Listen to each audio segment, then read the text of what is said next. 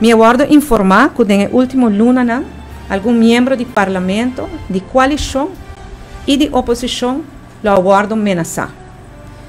Me quero enfatizar que para garantizar boa governação de nosso país, é necessário que o parlamentário, ministro, empregado público, toda gente por exercer a função, sem que não aguardo confrontar com agressão, com intimidação ou qualquer outra influência que por estroba ou por mina no funcionamento. Liberdade de expressão é um direito fundamental de nós todos. Diferença de ideologia política, da coisa que sempre não sabia com ele e eigenlijk é essencial de um Estado de Direito.